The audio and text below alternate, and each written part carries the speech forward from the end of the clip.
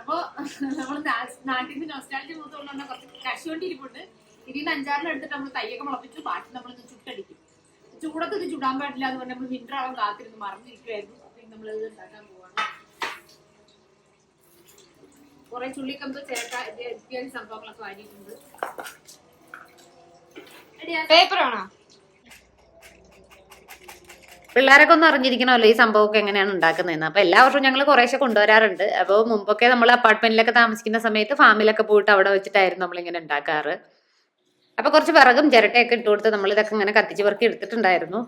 തറ ചീത്തയാക്കാണ്ടിരിക്കാൻ വേണ്ടിയിട്ടാണ് നമ്മൾ ഈ ഒരു ട്രേയുടെ ഉള്ളിലിട്ട് കത്തിച്ചത്. അതിൻ്റെ അവസാനം മെനക്കടായി എന്ന് പറഞ്ഞാൽ മതി.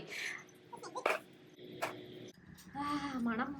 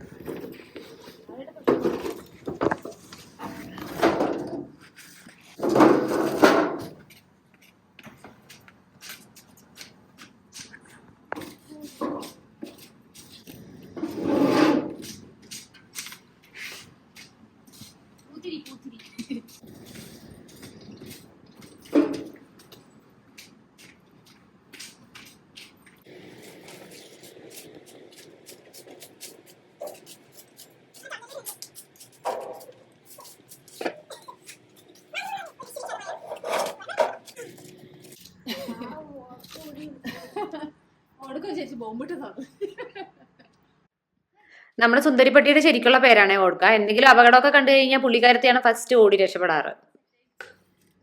തീയൊക്കെ കണ്ടപ്പോൾ ശരിക്കും ഞാൻ ഒന്നുപോലും മര്യാദയ്ക്ക് കിട്ടുമെന്ന് വിചാരിച്ചിട്ടുണ്ടായിരുന്നില്ല. പക്ഷെ ഒന്നുപോലും വേസ്റ്റ് ആയില്ല എന്ന് പറഞ്ഞാൽ മതി. എല്ലാം നല്ല കറക്റ്റ് പാകത്തിന് കിട്ടിയിട്ടുണ്ടായിരുന്നു. അപ്പം നമ്മൾ എല്ലാം ഇങ്ങനെ തട്ടിക്കൂട്ടി ഒരു സൈഡിലോട്ട് കൂട്ടി ഒന്ന് തണുത്തിട്ട് പൊട്ടിച്ച് പറക്കി എടുത്തിട്ടുണ്ടായിരുന്നു.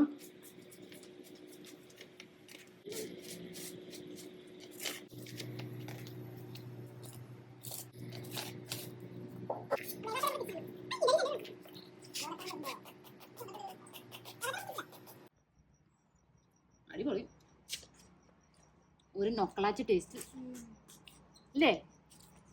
ചവിട്ടെടുത്തിട്ടാ നല്ല ടേസ്റ്റ് അല്ലേ? വാട ഇറങ്ങിയോട്ട് കൊതിയായിട്ട് മയ്യ.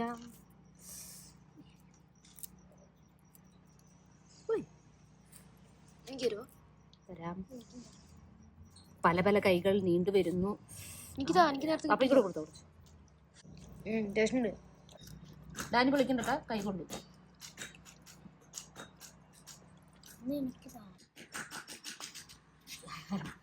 പൊളി.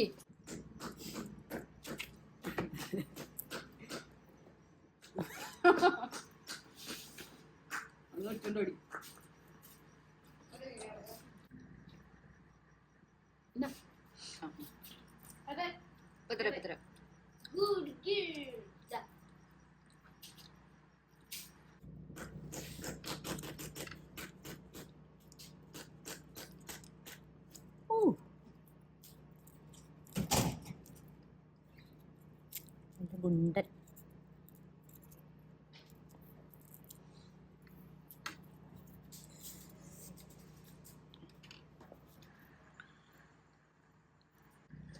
ഹോം മെയ്ഡ് വില കൂടുതലാണ്.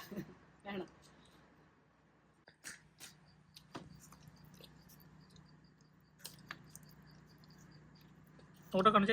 Certified, you are expert.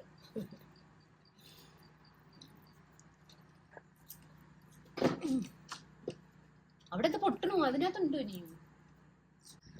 അയലോക്കാർ വിചാരിക്കണ്ടോ ഇത് എന്ത് തരം ബാർബിക്യാണ് നമ്മൾ ഉണ്ടാക്കണേ. അങ്ങനെ ഈ വർഷത്തെ കശുവണ്ടി നൊസ്റ്റാൾജി ഇവിടെ അവസാനിക്കുവാണ്. അപ്പോൾ പുതിയ വീഡിയോ ഒക്കെ ആയിട്ട് നമുക്ക് ഉടനെ തന്നെ കാണാം. അതുവരേക്കും എല്ലാവർക്കും ബൈ ബൈ.